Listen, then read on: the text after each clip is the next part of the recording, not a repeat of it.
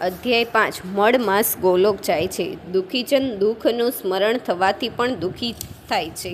મળમાસને મૂર્છિત થઈને પોતાને ચરણે પડેલો જોઈને ગરુડજીએ તેને પાંખોથી પંખો નાખ્યો. તેથી મળમાસને શાંતિ થઈ. તે ફરીથી બોલ્યો, ભગવાન, આ રીતે અપમાન સહન કરીને જીવવા કરવા મળવું સારું. ગમે તે રીતે આપ મારું રક્ષણ કરો.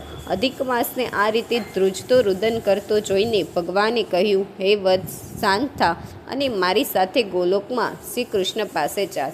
તારા દુઃખનું તેઓ અવશ્ય નિવારણ કરશે. આમ કહીને ભગવાન મળમાસને સાથે લઈ ગોલોકમાં જવા નીકળ્યા. માર્ગમાં ભગવાન વિષ્ણુ શ્રી કૃષ્ણના સ્વરૂપનું વર્ણન કરતા હતા. શ્રી કૃષ્ણનો વર્ણ શ્યામ છે. તેમને 2 ભુજાઓ છે, પીતાંબર પહેરે છે ને હાથમાં મુરલી ધારણ કરે છે. માથે મોરપીંછ હોય છે. ગોપીઓ તેમની બંસરીનો મધુર ધ્વનિ સાંભળી ઘેલી બની તેમને ટોળામાં ઘેરી લે છે.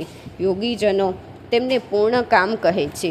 તેમની કૃપાથી તારા બધા દુઃખો દૂર થશે. તું ચિંતા ન કર. શૌનક મુનિ બોલ્યા, હે પ્રભુ, ગોલોકમાં ગયા પછી મળમાસનું શું થયું? શુદ્ધ પુરાણીએ કહ્યું, હું તમને એ જ કથા કહું છું. તમે ધ્યાનપૂર્વક સાંભળો. પુરુષોત્તમ ભગવાનની જય. કાઠા ગોર માની જય.